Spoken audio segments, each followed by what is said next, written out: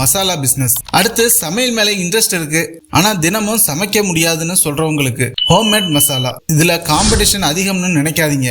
கடையில விற்கிற பாக்கெட் மசாலால என்ன கலக்குறாங்கன்னு யாருக்கு தெரியும்? மக்கள் இப்ப கலப்படம் இல்லாத பொருட்களை தான் தேடுறாங்க. சீக்ரெட் என்ன தெரியுமா? நீங்க மளிகை கடையில மிளகாய் வாங்கி அரைச்சா லாபம் வராது.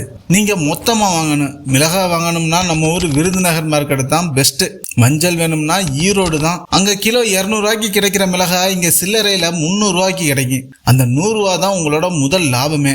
அரைக்கிறதுக்கு ஆரம்பத்துல மிக்ஸி போதும், ஆனா சூடு வராம அரைக்கணும். அப்படி இல்லைன்னா நீங்க ரைஸ் மில்ல அரைச்சு சாம்பிள் பார்க்கலாம். உங்களோட பிசினஸ் கொஞ்சம் பீக்ல போனதுக்கு அப்புறம் மசாலா அரைக்கிற மிஷின் வாங்குனீங்கன்னா இன்னும் சூப்பரா இருக்கும். இது அமேசான்லயே உங்களுக்கு கிடைக்கும்.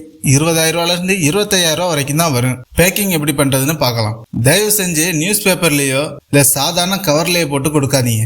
உங்க ப்ராடக்ட் தரமா இருக்கலாம், ஆனா பார்க்க தரமா இல்லைன்னா யாருமே வாங்க மாட்டாங்க. ஆன்லைன்ல ஜிப் வச்ச கவர் கிடைக்குது.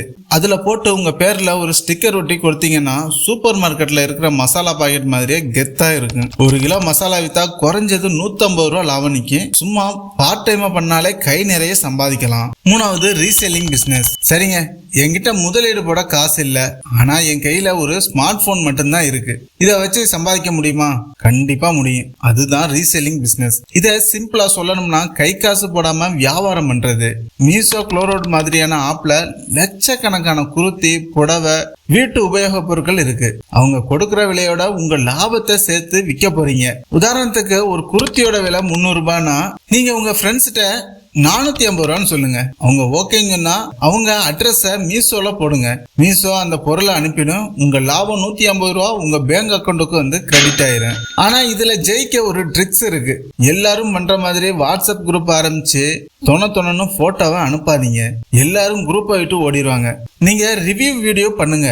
அந்த துணி எப்படி இருக்கு, கலர் போகுமா, கிளாத் திக்கா இருக்கான்னு நீங்க வாய் திறந்து பேசி வீடியோ போடுங்க.